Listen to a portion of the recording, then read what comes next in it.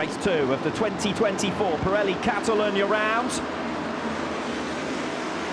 Watch for Bulliger, he looks to have got a better start this time around, tries to pull alongside the three race leaders who are almost side by side in towards the braking zone at turn 1. That is a much better start from Nicolo Bulliger, and he bangs bars with Andrea Iannone before the yellow Ducati holds firm in second position. Alvaro Bautista has hit the front, top back Razgat Lioglu, the pole sitter, already relegated down to 4th. Lozen van der Mark holding station, good start from Remy Gardner up from P9, he's into 7th, but we've got a head-to-head here between Bautista and Iannone with Bulliger right in touch as well, and top rack Razgat Lioglu is going to have to do this from behind. Iannone running slightly wide, through on the inside of him comes Nicolo Bulliger for second place, and Bulliger now will attack Alvaro Bautista. Razgat Lioglu going for the cutback on the exit now of turn number 5, but it's Bautista who leads, and Aruba IT Ducati 1-2. Yeah, what I saw there, it looked like Locatelli, Bassani and Rinaldi might have all gotten together down in towards turn 4. So those riders just in the fringes of the top 10 positions, all getting into mischief on lap number 1. As we watch on board from Alvaro Bautista, looking at Nicolo Bulliger, and alongside Bulliger, Andrea Iannone trying to find some real estate on the inside line, but can't quite get there. There's once again nothing to choose between them, and they're all pushing on pretty hard, considering that we're still on lap 1 of 20, and this is a marathon, not a sprint. We saw chaos in the opening 5 laps of the Superpole race. We'd expect this to be a calmer affair, but for the moment it's a Ducati 1-2-3. Yeah, lap 1 you got to push, you got to try and get yourself into those leading positions, then you manage the race from lap 3 onwards. Really just looking a little bit down the order. Jonathan Rea managed to get himself up into the top 10, Tito Rabat up into 11th as well, so that's all that carnage down into turn 4. Yeah, this is going to be the incident down into turn 4. Keep an eye on the right hand side of the shot, you can't really make out what's happened from that. But Bassani, that's Rinaldi that we see there, and then Locatelli just has to paddle his way through the gravel trap. Razgat Lioglu, Iannone ducking out of the slipstream in towards turn 1 and pulls through on Razgat Lioglu. Bulliger behind him in 4th. What a start to this race from Remy Gardner. He's now up to P5. Alex Lowe's in 6th, and Michael van der Mark is back behind him. Bulliger forceful there on Iannone coming in towards turn 9, and the number 29, the lead independent rider, is not going to be able to answer straight back in towards turn 10. Good to see Jonathan Rea. Okay, he's in the fringes of the shot, but he's there, he's back. And you can see for Toprak, able to get very close there to Bautista as well.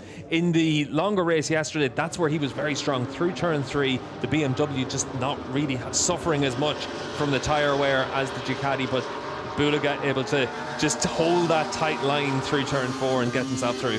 Yeah, so it's an Aruba.it Ducati 1-2 once again, Bautista and Bulliger. Good news for the neutrals is that although Bautista had opened a couple of tenths, I thought he might even gain more down the start-finish straight, but he didn't. Razgat Lioglu came back at him, and now Bulliger's on his tail too. These the 3 contenders really this weekend, the 3 biggest performers. Bautista almost won in the Superpole race earlier on. Nicolo Bulliger almost won in race 1 yesterday. He might be able to make up for that in race 2 here as he goes for a move on his teammate. No respect whatsoever for the 2-time double and reigning world champion. Bautista though has the cutback. They go side by side through turn 10, and Bulliger slots back into second place. Nose to tail between the 1 and the 11. Bautista versus Bulliger, the rookie, ducking out of the slipstream to try and pass the reigning world champion into turn 1 on lap 5. Bulliger is through. Bautista once again has to give best to his teammate. We expect that Bautista could be strongest of them all in the final third when tyre wear is at its greatest. Bautista is the master of tyre conservation. He's comfortable as well right now. You look at how he is on the bike. He's not having to really look like he's having to try too hard. And for Bulliger on the number 11 machine, when he's at his best, it's when he's very calm on the bike. And there's a few times in Superpole sessions it's almost looked like in-laps for him, but they're fast laps. So we'll see how he looks now. Bautista through at the start of lap 10 on teammate Nicolo Bulliger, the current championship leader versus the reigning champion. And it is the man with 2 titles already in his pocket who now leads race 2 of the Catalunya round. Alvaro Bautista, your race leader, ahead of Nicolo Bulliger. It is a Ducati 1-2, but stopping it from being a 1-2-3 at the moment. Toprak Razgatlioglu holding on in third. The problem for Toprak is his pace is dropping off dramatically. Lost 7 tenths to Bautista last lap. He's lost another 6 tenths to Bautista so far. Ian Owen is down. Ian Owen is down in the background. Andrea Iannone in the gravel trap has come down from 4th place, and the top independent who was trying to cut the gap to Toprak Razgatlioglu and make it back-to-back podium finishes ends his weekend at the Catalunya round in disappointment. An Aruba IT Ducati duel and a 1-2 coming up. The reigning champion versus the rookie. He's back! Alvaro Bautista with 4 consecutive podiums and a first race victory in 2024.